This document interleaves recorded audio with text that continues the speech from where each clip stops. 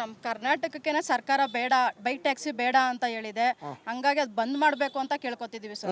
ಒಂದು ಸರ್ ಮೊನ್ನೆ ಎಲ್ಲ ನಾವು ವಿಡಿಯೋದಲ್ಲಿ ನೋಡಿದೆ, ರ್ಯಾಪಿಡ್ ಅವ್ರು ಹೇಳಿದ್ರು ಆಟೋದವರು ಹೊಟ್ಟೆ ಮೇಲೆ ನಮ್ಮ ಹೊಟ್ಟೆ ಮೇಲೆ ಹೊಡೆದ್ಬಿಟ್ರು, ನಮ್ಮ ಹೊಟ್ಟೆ ಮೇಲೆ ಹೊಡೆದ್ಬಿಟ್ರು.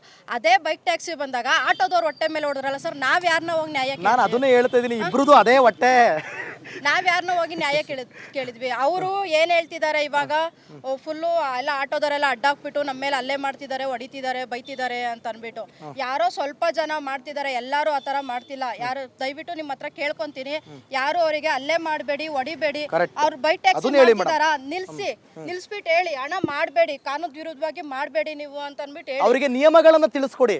ನೋಡ್ರಪ್ಪ, ಹಿಂಗ್ ಮಾಡಿದ್ರೆ ಹಿಂಗ್ ಆಯ್ತದೆ, ನಾಳೆ ದಿನ ಹೆಚ್ಚು ಕಮ್ಮಿ ಆದ್ರೆ ಕಂಪ್ಲೀಟ್ ಒಳಗೆ ಹೋಗಿ ಕುತ್ಕೊಬೇಕಾಗುತ್ತೆ. ಅದನ್ನ ತಿಳಿಸಿ, ಮನದಟ್ಟು ಮಾಡಿ. ಹೌದು, ಅದನ್ನ ತಿಳಿಸ್ಕೊಡಿ. ಅದನ್ನ ಬಿಟ್ಬಿಟ್ಟು ಅವ್ರ ಮೇಲೆ ಅಲ್ಲೇ ಅಂತೂ ಮಾಡಕ್ಕೆ ಹೋಗ್ಬೇಡಿ ಸರ್. ಏನು ಅಂತಂದ್ರೆ ಸರ್, ಬೈಕ್ ಟ್ಯಾಕ್ಸಿ ಸೇಫ್ಟಿ ಇಲ್ಲ ಸರ್. ಲಾಸ್ಟ್ ಟೈಮ್ ದೊಂಬ್ಳೂರು ಸರ್ಕಾರಲ್ಲಿ ಟ್ರಾಕ್ಟರ್, ಒಂದು ಮಹಿಳೆ ಮೇಲೆ ಟ್ರಾಕ್ಟರ್ ಹತ್ತು. ಅದರಲ್ಲಿ ರ್ಯಾಪಿಡೋ ಕಂಪನಿಯವರು ಏನ್ ಕೊಟ್ರು ಅವರಿಗೆ? ಏನು ಕೊಟ್ಟಿಲ್ಲ. ಫೋನ್ ಮಾಡಿ ಅವ್ರ ಹತ್ರ ಕೇಳಿದ್ರೆ ಅವ್ರು ಏನು ಹೇಳಿದ್ರು, ಒಂದು ಫೋನ್ ರೆಸ್ಪಾನ್ಸ್ ಮಾಡಿಲ್ಲ, ಏನಂದ್ರೆ ಏನೂ ಇಲ್ಲ, ಎಂಥದ್ದು ಇಲ್ಲ. ಅದೇ ಸರ್ ನಮ್ಮ ಆಟೋದಲ್ಲಾದ್ರೆ ನಾವು ಇನ್ಸೂರೆನ್ಸ್ ಮಾಡಿದೀವಿ ಸರ್. ಇನ್ಸೂರೆನ್ಸ್ ಮಾಡಿದೀವಿ ಗಾಡಿಗೆ, ನಮ್ಮ ಡ್ರೈವರ್ಗೆ. ಅಲ್ಲ, ನಾನು ಒಂದು ಹೇಳ್ತೀನಿ ಮೇಡಮ್, ನಿಮ್ಮ ಹೆಸರೇನಂದ್ರೆ ಶೈಲಾ ಅವರೇ. ಒಂದು ಹೇಳೋದಕ್ಕೆ ಇಷ್ಟಪಡ್ತೀನಿ, ನಿಜವಾಗ್ಲೂ ಆಟೋ ಡ್ರೈವರ್ಸ್ ನಿಯಮನ ಪಾಲಿಸ್ಕೊಂಡೇ ಮಾಡ್ತಾ ಇದ್ದಾರೆ. ಅದ್ರ ಬಗ್ಗೆ ಎರಡು ಮಾತೇ ಇಲ್ಲ. ಅವರು ಕಾಕಿ ಬಟ್ಟೆ ಹಾಕ್ತಾರೆ, ನೀವು ಕೂಡ ಒಂದು ಹೆಣ್ಣಾಗಿ ಕಾಕಿ ಬಟ್ಟೆ ಹಾಕೊಂಡಿದ್ದೀರಿ. ನಿಮ್ಮದು ಎಲ್ಲೋ ಬೋರ್ಡು, ನಿಮ್ಮದು ಸುರಕ್ಷತೆ ದೃಷ್ಟಿಕೋನದಿಂದ ಎಲ್ಲ ಇದೆ, ನಿಮ್ದು ಎಲ್ಲ ಮಾಡ್ಕೊಂಡು ಬಂದಿದ್ದೀರಿ, ಪ್ರತಿಯೊಂದು ಇದೆ. ಅದಕ್ಕೆ ಸರ್, ನಾವು ಕಾನೂನು ರೀತಿ ನಡೀತಿದೀವಿ ಅಂತಂದ್ರೆ ನೀವು ನಡಿಬೇಕು. ನಿಮ್ದು ಎಲ್ಲೋ ಬೋರ್ಡ್ ಮಾಡಿಸ್ಕೊಳ್ಳಿ, ನೀವು ಎಲ್ಲೋ ಬೋರ್ಡ್ ಮಾಡಿಸ್ಕೊಂಡು ನಡೆಸಿ. ನಾವು ಯಾವುದೇ ಕಾರಣಕ್ಕೂ ಅಡ್ಡಿ ಹಾಕಲ್ಲ, ಯಾವುದೇ ಕಾರಣಕ್ಕೂ ನಿಮ್ಮನ್ನ ಹಿಡಿಯಲ್ಲ. ನಾವು ಏನಂದ್ರೆ ಏನು ಮಾಡಲ್ಲ. ಈಗ ಇನ್ನೊಂದು ಆ್ಯಂಗಲಲ್ಲಿ ಬರ್ತೀನಿ ನಾನು, ಆಯ್ತಾ? ಇದು ಒಂದು ಆ್ಯಂಗಲ್, ಇನ್ನೊಂದು ಆ್ಯಂಗಲಲ್ಲಿ ಬರ್ತೀನಿ. ನೀವು ಹೆಣ್ಮಗಳು, ಸಂಸಾರ ಅಲ್ವಾ, ಮದುವೆ ಆಗಿದೆ ನಿಮಗೆ, ಮದುವೆ ಮಕ್ಕಳು ಎಲ್ಲ ಇದ್ದಾರೆ. ಸಂತೆಗೆ ಹೋಗ್ತೀರಾ, ಆಯ್ತಾ? ಒಂದು ಕಡೆ ಕೊತ್ತಂಬರಿ ಕಟ್ಟು ಗೊತ್ತಲ್ಲ, ಕೊತ್ತಂಬರಿ ಸೊಪ್ಪು. ಅದೇ ಕೊತ್ತಂಬರಿ ಸೊಪ್ಪು ಒಂದು ಕಡೆ 10 ರೂಪಾಯಿಗೆ ಮಾರ್ತಿರ್ತಾರೆ, ಇನ್ನೊಂದು ಕಡೆ 30 ರೂಪಾಯಿಗೆ ಮಾರ್ತಿರ್ತಾರೆ. ಸೇಮ್, ನೀವು ಯಾವ್ದನ್ನ ತಗೋತೀರಾ? ಅಂದ್ರೆ ಕ್ವಾಲಿಟಿ ಚೆನ್ನಾಗಿರ್ಬೇಕು ಸರ್. ಅದು 10 ರೂಪಾಯಿ ಕೊಟ್ರು ಅಂತ ಅನ್ಬಿಟ್ಟು ನಾನು ಹೇಳ್ತಾ ಇದ್ದೀನಿ, ಸೇಮ್ ಅದೇ. ಕಲ್ಲು ಕಸ ಮಣ್ಣು ಎಲ್ಲ ಇಲ್ಲ ಏನೂ ಇಲ್ಲ, ಎಲ್ಲ ಸೇಮ್. ನಾನೇ ಹೇಳ್ತಿದ್ದೀನಲ್ಲ, ನಾನೇ ಮಾರ್ತಿರೋನು ಅನ್ಕೊಳ್ಳಿ, ಎರಡೂ ಸೇಮ್. ಏನು ಚೇಂಜಸ್ ಇಲ್ಲ. ಆಗ 10 ರೂಪಾಯಿ ತಗೋತೀರಾ, 30 ರೂಪಾಯಿ ತಗೋತೀರಾ? ನಾನು ಹೇಳ್ತೀನಿ ನಿನ್ನ, 10 ರೂಪಾಯಿಂದ ಅದು ಹೇಳಿ, ಸತ್ಯ ಹೇಳಿ, 10 ರೂಪಾಯಿ ತಗೋತೀರಾ? ಈಗ ಮ್ಯಾಟ್ರ್ ಏನಪ್ಪಾ ಅಂತಂದ್ರೆ, ಜನನೂ ಕೂಡ 150 ರೂಪಾಯಿ ಆಟೋ ಅದೇ ಕಿಲೋಮೀಟ್ರಿಗೆ ತೋರಿಸ್ತಾ ಇದೆ, 60 ರೂಪಾಯಿ ಬೈಕ್ ತೋರಿಸ್ತಾ ಇದೆ ಅಂದಾಗ ಜನ ಬೈಕ್ನ ಆಯ್ಕೆ ಮಾಡ್ಕೋತಾರೆ. ಆಗ ನಿಮ್ಮ ಕೋಪ ಬೈಕ್ ಓಡಿಸೋರ್ ಮೇಲೆ ಇರಬೇಕಾ, 10 ರೂಪಾಯಿಗೆ ಮಾರ್ದೋನ್ ಮೇಲೆ ಇರಬೇಕಾ? ಬೈಕ್ ಬಿಟ್ಟಿದಾನಲ್ಲ ಸರ್, ಈಗ ನೀವು ಈಗ ನಾನು ಎಲ್ಲರನ್ನೂ ಒಂದು ರೌಂಡ್ ಬೇಸಿಕ್ ಆಗಿ ಮಾತಾಡ್ಸ್ಕೊ ಬಂದೆ. ಒಂದು ನಿಮಿಷ, ನಾನು ಎಲ್ಲರನ್ನೂ ಬೇಸಿಕ್ ಆಗಿ ಮಾತಾಡ್ಸ್ಕೊ ಬಂದೆ. ಅವ್ರು ಈಗ ನೀವೆಲ್ಲ ಹೇಳಿದ್ರಿ ಅವ್ರದ್ದು ಏನೇನು ಪ್ರಾಬ್ಲಮ್ ಇದೆ ಅಂತ ಹೇಳಿದ್ರಿ, ಹಾಗೆ ಅವರು ಒಂದಷ್ಟು ಪ್ರಾಬ್ಲಮ್ಗಳನ್ನ ಹೇಳಿದ್ದಾರೆ. ಕೇಳಿದ ರೇಟಿಗೆ ಕರ್ಕೊಂಡು ಹೋಗಲ್ಲ ಸರ್. ನಾವಾದ್ರೆ ಬಂದಿದ್ದ ರೇಟಿಗೆ ನಾವು ಯಾವತ್ತೂ ಕೇಳಲ್ಲ. ಆಮೇಲೆ ನಮ್ಮನ್ನು ಯಾರು ಕೈ ಅಡ್ಡ ಹಾಕಿ ನಿಲ್ಸಲ್ಲ. ನಮ್ಮ ಬುಕ್ ಮಾಡ್ತೀವಿ, ನಾವು ಕರ್ಕೊಂಡು ಹೋಗ್ತೀವಿ. ಇವ್ರು ಒಂದು ಕಡೆ ಹೋಗ್ಬೇಕು ಅಂದರೆ ಇವ್ರು ಆಗಲ್ಲ ಅಂತಾರೆ, ಅಥವಾ ಅಲ್ಲಿಗೆ ಹೋಗಲೇಬೇಕು ಅಂದರೆ 500-600 ರೂಪಾಯಿ ಜಾಸ್ತಿ. ನೀವೆಲ್ಲರೂ ಅಂತ ಹೇಳ್ತಿಲ್ಲ, ಎಲ್ಲರೂ ಅಲ್ಲ, ಯಾರು ಎಲ್ಲರ ಬಗ್ಗೆನೂ ನಂಗೆ ಹೇಳಲ್ಲ. ಯಾರೋ 100 ಜನದಲ್ಲಿ ಒಂದು 5 ಜನ ಒಂದು ಮೀಟರ್ ಹಾಕಲ್ಲ, ಇದೆಲ್ಲ ಅವರು ಹೇಳ್ತಾ ಇದ್ದಾರೆ.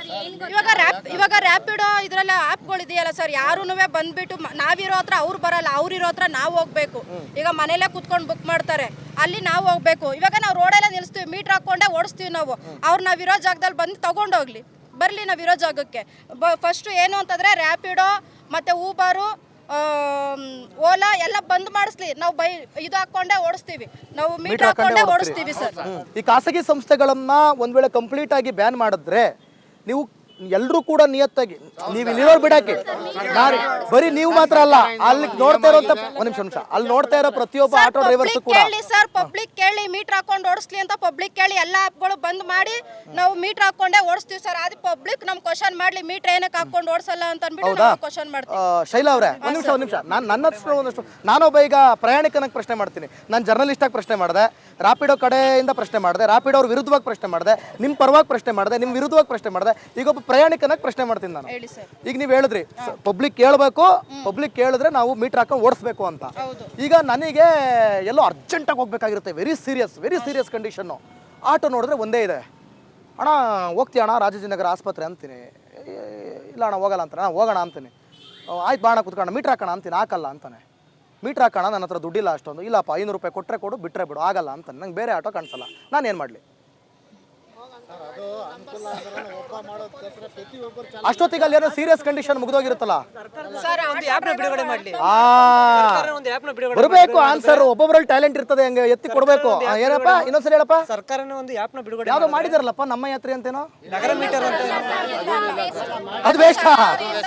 ಹೌದಾ? ಯಾವ್ದೋ ನಾನು ಮೊನ್ನೆ ಎಲ್ಲ ನೆನ್ನೆ ಮೊನ್ನೆ ನೋಡದೆ ಒಂದಷ್ಟು ಜನ ಆಟೋದಲ್ಲೆಲ್ಲ ನಮ್ಮ ಯಾತ್ರೆ ಅಂತ. ಸರ್ಕಾರದಿಂದ ಒಂದೇ ಆಪ್ ನಡೀಲಿ ಸರ್. ಯಾವ ಓಲಾ, ಊಬರ್, ರ್ಯಾಪಿಡೋ ಯಾವ್ದು ಬೇಡ. ಸರ್ಕಾರದಿಂದ ಒಂದೇ ಆಪ್ ನಡೀಲಿ. ಗೊತ್ತಾಯ್ತಾ?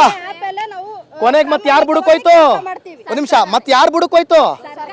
ನೀವು ಸರಿಯಾಗಿದ್ದಿದ್ರೆ ಇವ್ರ ನಡುವೆ ಜಗಳ ಬರ್ತಾ ಇರ್ಲಿಲ್ಲ. ನೀವು ಏನು ಅಂತಂದ್ರೆ two wheeler auto plus Potter ಎಲ್ಲ ಮಾಡ್ತಾರಲ್ಲ, ನಮ್ ಮಧ್ಯೆನೆ ಬೆಂಕಿ ಹಚ್ಚಿಡ್ತಿದ್ದಾರೆ.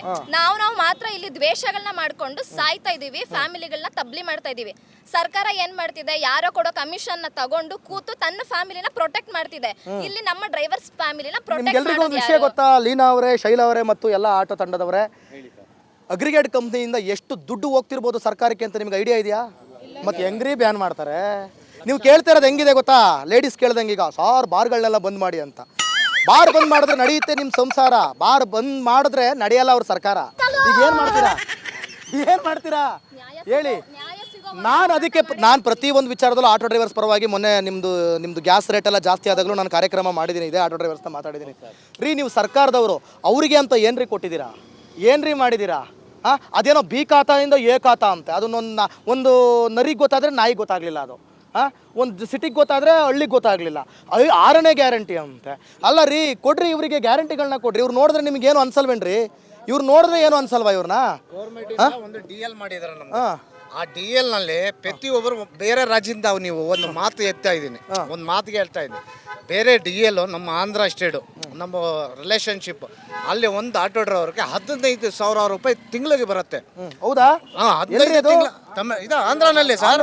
ಬೇಕಾ ನೀವು ಎಲ್ಲ ನ್ಯೂಸಾಗಿ ನೋಡ್ಕೊಳ್ಳಿ. ಮಕ್ಕಳಿಗೆ ಭವಿಷ್ಯಕ್ಕೋಸ್ಕರ ಯುಗೇಶನ್ ಲೋನನ್ನು ಕೊಡ್ತಾರೆ. ಯುಗೇಶನ್ ಮಕ್ಳಿಗೆ ಭವಿಷ್ಯನ ಮಾಡ್ತಾವ್ರೆ.